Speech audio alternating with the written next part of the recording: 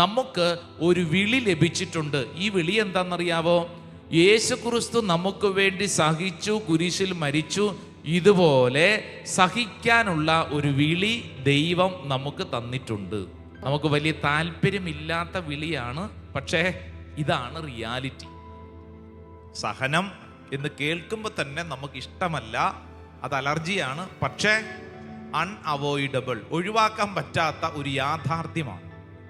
യേശു നമുക്ക് വേണ്ടി സഹിച്ചു മരിച്ചു എന്നുള്ളത് ഇത് വെറുതെ നോമ്പ് കാലഘട്ടത്തിൽ വെറുതെ കുരിശിൻ്റെ വഴിയിൽ പങ്കെടുത്ത് എന്നോ നടന്ന ഒരു കഥ, ഒരു സംഭവം, ഇതുമായിട്ട് എനിക്ക് യാതൊരു ബന്ധവും ഇല്ലല്ലോ എന്ന് പറയാനല്ല.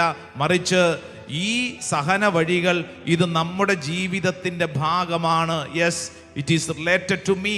എൻ്റെ ജീവിതത്തോട് ബന്ധമുണ്ട് എന്ന് നമ്മൾ അംഗീകരിക്കണം, അത് വിശ്വസിക്കണം, അത് ഏറ്റെടുക്കണം. നമ്മൾ വിചാരിക്കുന്ന പോലെ എല്ലാം നടക്കണമെന്ന് യാതൊരു നിർബന്ധവും ഇല്ല.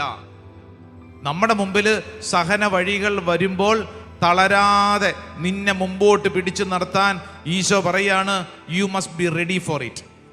നീ ഈ വിഷയത്തിൽ നിനക്കിതിനെക്കുറിച്ചൊരു ഗ്രാഹ്യമുണ്ടായിരിക്കണം, നീ അറിഞ്ഞിരിക്കണം. നീ ഒരു തടസ്സം, ഭാരം, സഹനം വരുമ്പോൾ ഞെട്ടരുത്, ഇട്ടിട്ട് പോകരുത്. നിന്റെ വിശ്വാസം നീ നഷ്ടപ്പെടുത്തരുത്. നീ അതിനെക്കുറിച്ച് ജാഗ്രതയുണ്ടായിരിക്കണം.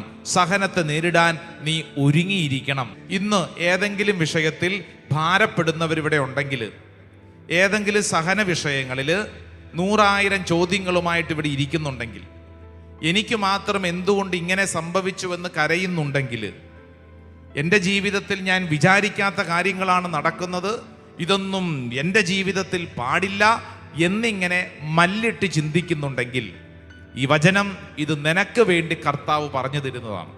നീ ശ്രദ്ധിക്കേണ്ട കാര്യം, ഈശോ നിനക്ക് നൽകുന്നൊരു വിളിയാണ്. എന്താണെന്നറിയാവോ? യേശുവിൻ്റെ സഹന മരണത്തോട് ചേർന്ന് നിന്റെ ജീവിതത്തിൽ ബിൽഡപ്പ് ചെയ്യാൻ കർത്താവ് നിന്നെ ക്ഷണിക്കുകയാണ്.